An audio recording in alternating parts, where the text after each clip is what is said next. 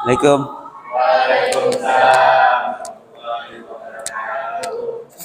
Bismillahirrahmanirrahim. Assalamualaikum warahmatullahi wabarakatuh. Waalaikumsalam warahmatullahi wabarakatuh. Apa kabar anak-anakku sekalian? Alhamdulillah. Sehat, Pak. Sehat? Sehat, Pak. Kantongnya sehat? Itu Baik anak-anakku sekalian, hari ini kita lanjutkan materi kita tentang pembelajaran fundraising di SWAP. Ya, di dalam materi ini kita akan menggunakan metode PPT dan diskusi ya. Jadi nanti Bapak menyampaikan ceramah dulu, kemudian mungkin ada yang bertanya, nah kita selanjutnya diskusi. Nah, bisa juga pada pertemuan ini dan pertemuan yang akan datang. Tujuan dari pembelajaran ini yang pertama adalah bertakwa kepada Allah Subhanahu wa taala, kemudian menjunjung tinggi etika dan integritas, kemudian yang ketiga memiliki tanggung jawab sosial, kemudian yang keempat diharapkan kita semua mampu menerapkan secara logis, kritis, sistematik dan inovatif dalam pengembangan ekonomi syariah. Yang kelima mengambil keputusan yang tepat di dalam pengelolaan ZISWAP. Yang keenam menyusun laporan akademik dan profesional manajemen ZISWAP, kemudian mampu bekerja sama dan bertanggung jawab dalam pengelolaan ZISWAP, kemudian mampu mengelola, menghimpun lembaga zakat, infak dan sedekah, kemudian mampu memonitoring ya, monitoring lembaga ZISWAP. Yang terakhir adalah kalau Anda nanti setelah lulus mengelola lembaga ZISWAP, diharapkan mampu melakukan transformasi teknologi di dalam fundraising ZISWAP ya. Ini tujuan dari pembelajaran kita. Baik, sebelum kita mulai pembelajaran kita, saya ingin menanyakan dulu kepada saudara, mungkin saudara punya uang? punya. Bawa duit? Bawa duit? Nah, kalau Anda punya uang, apa yang terpikir oleh Anda dengan uang Anda tersebut? Apa yang terpikir oleh Anda? Kebutuhan dulu, Pak. Belanja. Apa lagi? Jajan. Apa lagi? Apa lagi? Ada? Oh, membeli sesuai kebutuhan. Ya. Luar biasa ada. Jadi punya uang, Anda punya uang, ingin belanja, ingin beli sesuai kebutuhan dan lain-lain, ya kan? Nah, tapi tidak ada yang ingin berinfak, bersodako, ya. Tapi kalau saya kasih duit 100.000, ingin apa? Ada keinginan? Hah? Beli rokok, luar biasa. Jadi kata Nabi, apa yang Anda berikan itu sama saja dengan Anda menginvestasikan harta Anda untuk kemaslahatan akhirat, ya akhirat, ya kan? Anda berikan 1.000, itu kan Anda berikan 1.000, itu akan menjadi 700.000, ya kan? Ada hadis itu kan, hadis Nabi mengatakan bahwa satu kebaikan yang Anda tanamkan itu akan berbuah menjadi 70 kebaikan, 70 cabang. Setiap cabang itu nanti menjadi 100 kebaikan. Jadi kalau Anda mendapat uang 100.000, 1000-nya Anda infakkan, itu menjadikan Anda berimpak 700.000, Anda bisa belanjakan 99.000. Jadi setiap apapun yang Anda peroleh harus diinfakkan. Nah, makanya hari ini materi kita tentang bagaimana cara mengumpulkan zakat, infak, dan sedekah. Bahasa kerennya adalah fundraising Jiswa. Ini materi kita hari ini yang ingin kita tujukan capaian pembelajarannya adalah di mana mahasiswa diharapkan mampu memahami konsep, strategi, dan implementasi fundraising. Jadi diharapkan kalian semua nanti setelah ada materi ini mampu memahami konsep, kemudian strategi, kemudian implementasi fundraising. Nah, fundraising itu ada 3, ada Jiswab, zakat, infak, sedekah, ada CSR, ada DSKL, dana sosial keagamaan lainnya. Kalau di Basnas biasanya dana sosial keagamaan lainnya ini berupa fidyah, kafarat, atau juga dana-dana sosial yang disumbangkan oleh perusahaan pada masyarakat. Kemudian lebih lanjut, kita mengenal bahwa ada namanya konsep filantropi Islam. Konsep filantropi Islam ini adalah berbagi untuk kebaikan, menguatkan umat, dan mewujudkan keadilan dan kesejahteraan. Intinya, di dalam Islam itu kita diminta untuk berbagi. Tujuannya apa? Tujuannya untuk keadilan, untuk pemerataan, untuk kesejahteraan umat. Ada ayatnya, lan tanalul birra hatta tunfiku mimma tuhibbun. Kamu sekali-kali tidak akan sampai kepada kebajikan yang sempurna sebelum kamu menafkahkan sebagian harta yang kamu cintai. Jadi di dalam Islam itu kita diajarkan untuk memberikan sesuatu yang kita cintai. Ya, kalau beli baju, baju baru. Kalau ngasih duit yang warna merah, ya dak? Jangan yang warna abu-abu. Nah, apalagi yang 1000-an kan. Nah, jadi Islam itu mengajarkan kita gitu. Jadi menafkahkan sebagian yang kita cintai. Nah, kalau tidak bisa kita menafkahkan sebagian yang cintai, kebajikan kita belum sampai kepada kebajikan yang sempurna. Makanya hari ini kan bulan Zulhijjah, itu kan ada dikenal dengan peristiwa kurban. Peristiwa kurban, dan Nabi yang membawa itu adalah Nabi Ibrahim. Nabi Ibrahim itu adalah Khalilullah, kekasih Allah. Kenapa dia sampai kepada gelar kekasih Allah? Karena Nabi Ibrahim mampu mengorbankan sesuatu yang ia cintai untuk Allah Subhanahu wa taala. Siapa yang dicintai Nabi Ibrahim? Anaknya Ismail gitu kan. Jadi kalau kita ingin menjadi Khalilullah, ingin dicintai oleh Allah, kita berani mengorbankan yang kita cintai, ya, apalagi duit, ya. Nabi Ibrahim anaknya kan, duit cuma. Pengertian filantropi Islam adalah segala bentuk kebaikan yang dilakukan secara sukarela, ikhlas karena Allah Subhanahu wa taala untuk kemaslahatan umat, keberlanjutan kehidupan. Intinya yang pertama ikhlas. Ikhlas ini, ikhlas. Jadi kita memberi di dalam Islam itu tidak untuk mengharapkan kembali, ya tak? Jangan nak nyari namu. Hari ini banyak orang beri nyari namu, ya tak? Nyari namu. Kalau perlu orang sejagat raya tahu dia banyak memberi kan? Dia yang paling dermawan kan? Padahal di dalam Islam itu memberi karena Allah Subhanahu wa taala. Kemudian yang kedua, kemaslahatan umat manusia, kemaslahatan, kebaikan untuk kemajuan umat.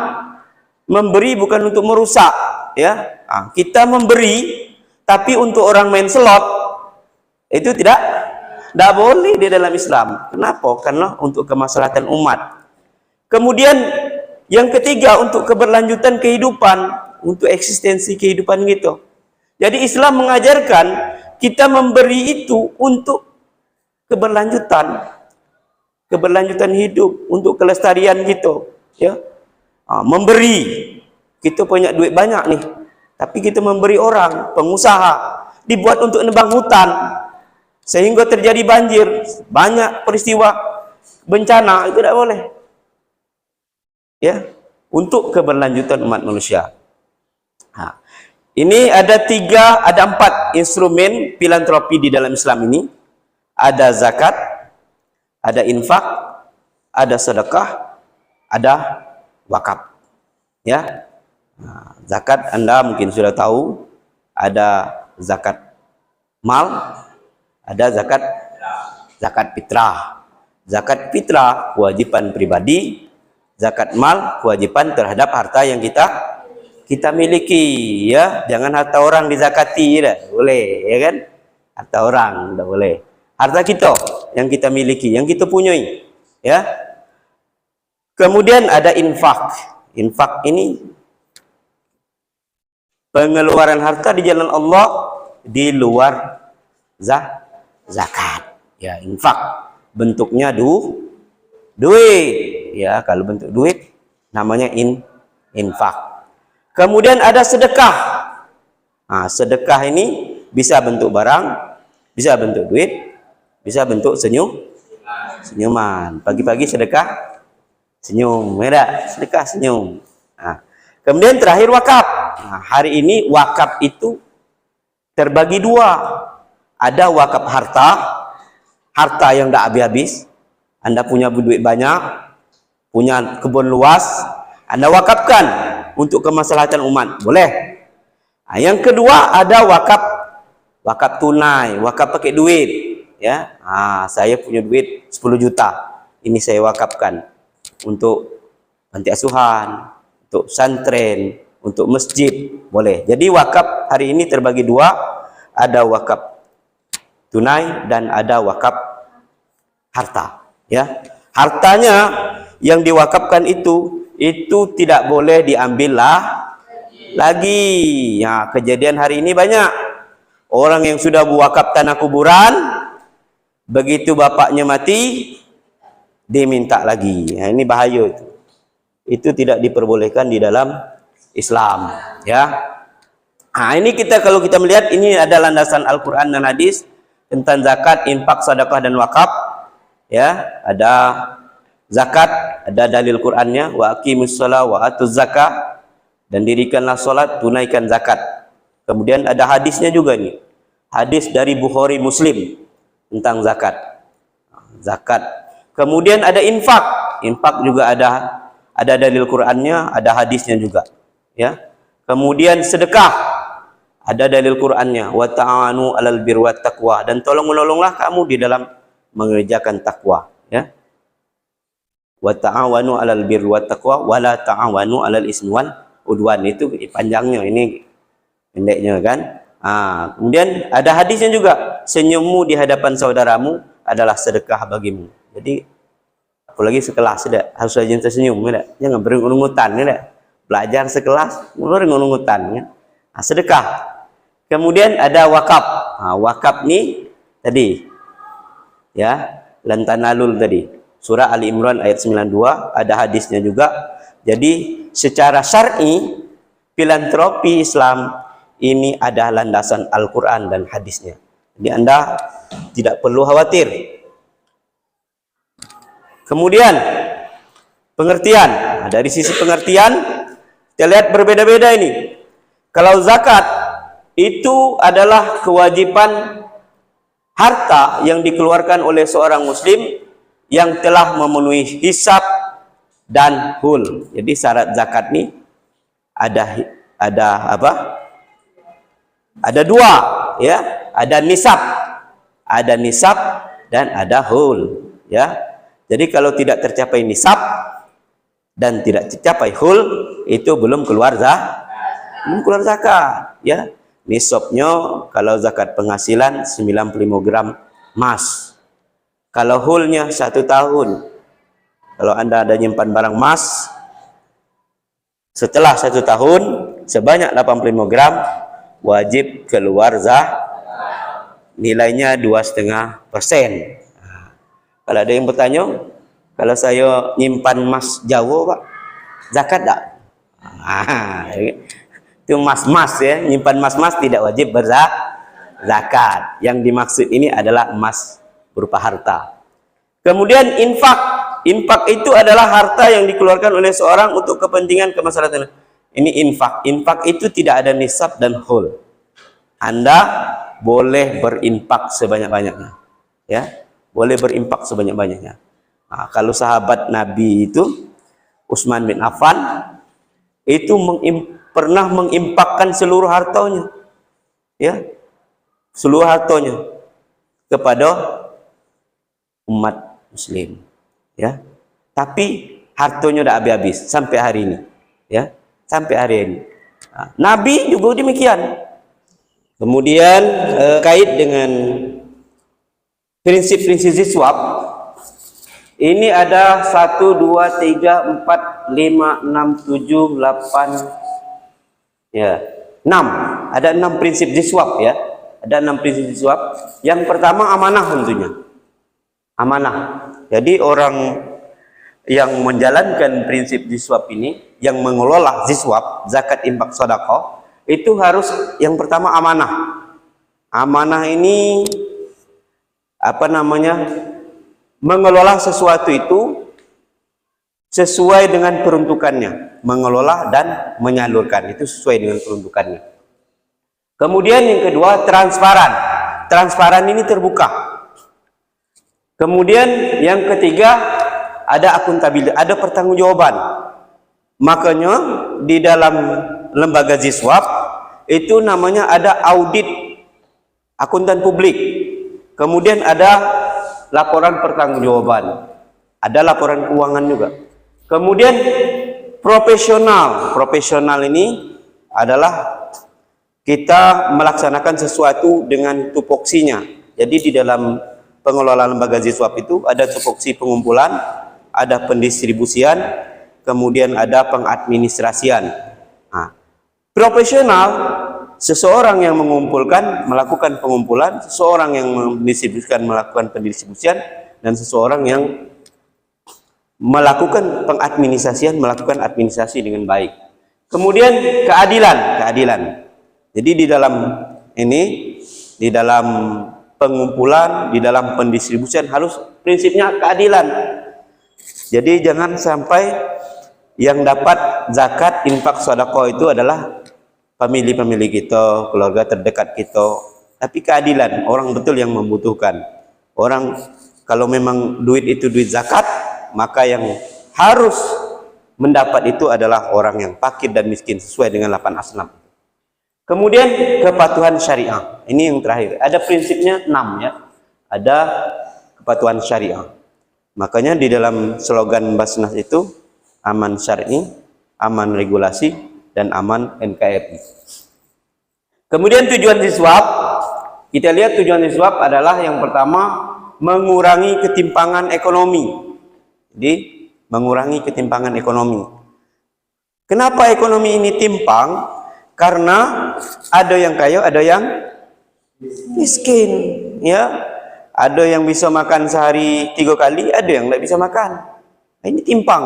Nah, tujuan daripada ekonomi ziswab ini yang pertama mengurangi ketimpangan ini.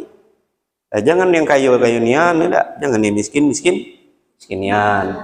Kemudian yang kedua, meningkatkan daya beli dan konsumsi, ya, daya beli dan konsumsi. Jadi dengan dikasih duit zakat, orang bisa beli, bisa beli barang, ya. Kita ini kan zakat ada 2, ada zakat fitrah dan ada zakat mal, zakat harta, ya. Kenapa ada zakat fitrah? Wajib dibeli, wajib diberikan di saat sebelum Idul Fitri supaya orang miskin itu punya daya beli. Daya beli apa? Daya beli baju raya, ya tak? Nak ada raya pakai baju baru kan? beli daging kan. Nah, itu zakat fitrah. Zakat mal juga demikian. Ya, zakat mal demikian juga untuk meningkatkan daya beli. Kemudian memberdayakan ekonomi mustahik. Jadi di dalam fungsi ekonomi zakat ziswab ini ada pemberdayaan ekonomi. Jadi orang yang dekati modal dikasih modal. Orang miskin itu kan penyebab dia miskin kan karena tidak punya akses modal, sehingga dengan duit zakat dikasih permodalan. Kemudian ada menumbuhkan investasi sosial. Menumbuhkan investasi sosial maksudnya duit zakat ziswab ini bisa misalnya bangun sekolah, bisa bangun pesantren, bisa bangun lain-lain. Kemudian mendorong pertumbuhan. Nah, dengan adanya ini kan naik pertumbuhan nanti. Kemudian mewujudkan keberkahan ekonomi. Jadi di dalam hidup ini yang kita butuhkan keberkahan ya. Orang bisa banyak duit kadang-kadang tidak berkah. Kenapa tidak berkah? Misalnya dia duit banyak, sakit juga banyak, ada. Duit banyak, makan daging tidak boleh, makan minyak tidak boleh, makan kacang tidak boleh, makan ini. Kenapa? Karena ada sakit asam urat. Nah, ini kan tidak berkah. Jadi tujuan ekonomi ziswab juga keberkahan. Jadi biar duit dikit asal berkah, kan? Nah, kemudian membangun kemaslahatan umat untuk kebaikan. Kemaslahatan ini untuk kebaikan kita. Kemudian ini ada, jadi selain ziswab kita juga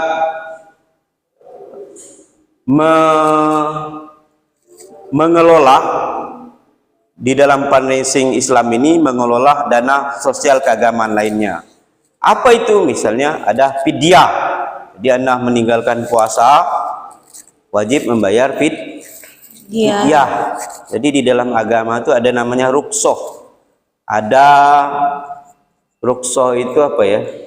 Ada pengampunan lah, pengampunan, semacam pengampunan. Anda sakit, Anda boleh meninggalkan puasa, gitu kan? Tapi harus bayar fidyah. Kemudian Anda bersumpah, demi Allah, saya ini, taunya Anda malah melakukan sumpah Anda. Nah, itu namanya membayar kafarat, ya, membayar kafarat. Itu namanya dana sosial keagamaan. Ini kan, nah, ini dana sosial keagamaan ini tujuannya adalah untuk kemaslahatan umat. Nah, ruang lingkupnya ada untuk dana sosial umum, perencanaan, kesehatan, banyak. Bisa dipakai untuk itu semua.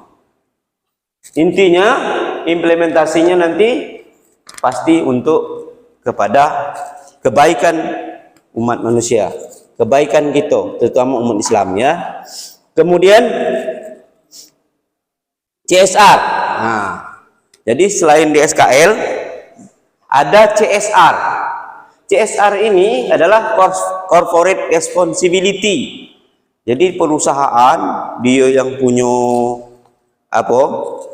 Yang punya keuntungan, laba keuntungan, sama hukum Indonesia diatur 2% dari keuntungan perusahaan wajib ada CSR. Ada CSR, ya. Nah, CSR-nya ini boleh juga dikumpulkan oleh lembaga ziswab, ya, lembaga lazis bisa CSR-nya itu. Nah, jadi perusahaan kita mengumpulkannya, ini ada undang-undangnya, ada undang nomor 40, nomor 47, nomor 45, gitu kan. Nah, prinsipnya tetap seperti tadi, ya, ada transparansi, kemudian ada kemaslahatan dan lain-lain. Prinsipnya seperti itu. Jadi dana-dana ini kita kumpulkan, melibatkan semua pihak, akuntabel, transparan, amanah, dan prinsipnya hampir mirip dengan pengelolaan dana ziswab, CSR. Nah, ini ya bentuk-bentuk program CSR bernuansa Islam. Ada pendidikan, ada kesehatan, ada pemberdayaan Basnas, kemudian ada lingkungan hidup, ada kemanusiaan, ada keagamaan dan keagamaan. Kemudian fundraising ziswab. Ini ada fundraising ziswab itu ada 4. untuk zakat infak dan sedekah. Ada yang pertama itu fundraisingnya itu direct fundraising. Direct fundraising ini pengumpulan secara langsung, ya, pengumpulan secara langsung. Misalnya saya datang ke saudara mau berimpak, enggak? Saudara ngasih impak, itu namanya direct. Kemudian ada namanya fundraising digital, lewat pengumpulan digital. Kalau anda ini punya Shopee, Punya, aplikasi Shopee, punya Pak. Tokopedia. Ini di sana ada aplikasi namanya zakat infak sedekah, itu namanya fundraising digital. Kemudian ada payroll zakat ini pemotongan secara langsung. Kemudian ada community fundraising, pengumpulan lewat community, misalnya lewat majelis taklim, ya. Itu ini fundraising di swap. Kemudian fundraising CSR ini, jadi fundraising ini pengumpulan, ya. CSR ini kita kumpulkan lewat apa? Yang pertama prospek. Kita datang ke perusahaan, memprospek, Pak, ini, kemudian melakukan pendekatan, kemudian proposal, kemudian kerjasama, kemudian implementasi, dan terakhir ada laporan. Nah, kemudian yang DSKL kita melakukan fundraisingnya, alur fundraisingnya dimulai dari ini, ya, dimulai dari sosialisasi ke masyarakat. Kemudian yang kedua dengan penghimpunan, kemudian pengelolaan, kemudian penyaluran, dan terakhir adalah pelaporan. Jadi ada ini alurnya, mulai dari sosialisasi yang DSKL tadi, yang vidya, kafarat. Orang kan tidak tahu. Orang kalau bersumpah, sumpah palsu, itu harus bayar kafarat. Kalau tidak kena dolat, kata orang tua dulu kan, kena dolat. Jadi jangan masing-masing bersumpah demi Allah, ya, harus bayar kafarat. Peluang dan tantangan, kita lihat peluang dan tantangan fundraising. Yang pertama, kesadaran berbagi semakin tinggi, ini peluang nih. Jadi kesadaran berbagi semakin tinggi. Yang kedua, pengembangan teknologi digital. Jadi hari ini teknologi digital semakin bertambah. Yang ketiga, potong donatur secara luas. Jadi potongan donatur secara luas, potensi donatur, ya, potensi donatur secara luas, ya. Kemudian yang keempat, kolaborasi dan sinergi. Ini kita hari ini terbuka peluang untuk kolaborasi dan sinergi. Kemudian yang kelima, nilai ibadah dan pahala. Jadi ini peluang fundraising. Kemudian tantangan pertama, persaingan antar lembaga. Jadi hari ini persaingan antar lembaga ini sangat banyak, lembaga-lembaga Ziswap sangat banyak. Kemudian kepercayaan dan transparansi, ini juga. Kemudian keterbatasan SDM, ini tantangan kita. SDM hari ini yang bergerak di bidang ini sangat sedikit. Kemudian keterbatasan anggaran operasional, ini Anda kalau tahu LAZIS itu anggaran operasional dari dana amil. Kemudian ada perubahan ekonomi, kemudian terkadang juga donatur jenuh. Oleh karena itu lembaga LAZIS itu butuh inovasi, namanya inovasi. Ini kesimpulannya yang pertama, fundraising merupakan kegiatan penting. Ini harus diingat, ya, fundraising itu kegiatan penting untuk menghimpun dana masyarakat. Yang kedua, keberhasilan fundraising ditentukan oleh transparansi, komunikasi, dan profesionalisme. Jadi berhasil atau tidaknya transparansi, harus terbuka. Jangan ngumpuli duit orang, tidak terbuka. Kemudian yang ketiga, perlu kolaborasi. Ya, dalam pengumpulan fundraising itu perlu kolaborasi. Yang keempat, fundraising bukan hanya soal pengumpulan harta, tetapi juga membangun kepedulian. Jadi fundraising ini membangun kepedulian.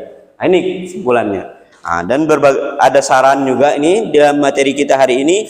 Tentukan tujuan yang jelas dan terukur. Jadi kalau Anda mau bergerak di dalam fundraising zakat, Ziswap, DSKL, CSR, Yang pertama, tentukan tujuan dengan jelas. Tujuan dulu, ya, visi dulu. Jangan sampai visi tidak jelas. Kemudian yang kedua, bangun dan jaga hubungan yang baik dengan donatur. Jadi berhubungan dengan yang baik dengan donatur. Yang ketiga, manfaatkan media digital, ya, kalau Anda bergerak dalam ini. Yang keempat, kelola dana secara amanah, akuntabel dan transparan. Yang kelima, libatkan lebih banyak pihak melalui kolaborasi dan sinergi ini, ya. Jadi kalau Anda bergerak dalam ini harus berkolaborasi, harus transparansi, harus amanah, ya. Paham sampai di sini? Paham? Pak. Paham? Ada yang bertanya? Ada yang bertanya? Izin bertanya, Pak. Oh ya, silakan. Assalamualaikum warahmatullahi wabarakatuh. Ya. Nama saya Adele Gita. Di era digital saat ini, Pak, Ya. strategi G-Swap itu kan dengan metode digitalisasi sekarang itu kenapa lebih efektif dibandingkan dengan metode konvensional, Pak? Antara Digital Iya. lebih efektif daripada metode konvensional pengumpulannya. Untuk fundraising G-Swap ini tergantung wilayahnya, ya. Kalau wilayah pedesaan itu metode digitalnya agak kurang efektif. Orang pedesaan itu misalnya kiris itu tidak tahu, kemudian transfer agak ribet, gitu kan. Nah, sehingga metode konvensional lebih efektif, ya. Tetapi kalau wilayah perkotaan kayak Kota Jambi, ini metode digital lebih efektif. Kayak di Jakarta itu metode digital lebih efektif, ya. Cuma kalau di wilayah pedesaan, nah, ini tergantung wilayah, ya, metode yang efektif atau tidak. Itu ya, Bu Ade. Ada lagi? Daftar pusaka dari materi kita, ya, ada Al-Quran, ada hadis, ada undang-undang, ada buku juga, ya. Terakhir ada buku pedoman. Baik, ada lagi? Kalau tidak ada, pertemuan kita sampaikan di sini. Jangan lupa kita masing-masing ada tugas kelompok, ya. Nah, ini nanti dibagi 3 kelompok. Nanti masing-masing kelompok membahas. Yang kelompok pertama membahas tentang pengumpulan, ya, pengumpulan. Kelompok kedua tentang pengadministrasian. Yang kelompok ketiga tentang pendistribusian. Jadi dibahas. Nah, pertemuan minggu depan kita akan diskusi kelompok, ya, kita akan diskusi. Jadi dibahas dulu di kelompoknya masing-masing. Pertemuan minggu depan kita akan membahas, berdiskusi kelompok terkait dengan materi kita ini, ya. Siap, Pak. Baik, mungkin itu yang bisa saya sampaikan pada pertemuan ini. Lebih kurang saya mohon maaf. Wallahul muwaffiq ila aqwamit thoriq. Assalamualaikum warahmatullahi wabarakatuh. Waalaikumsalam warahmatullahi wabarakatuh.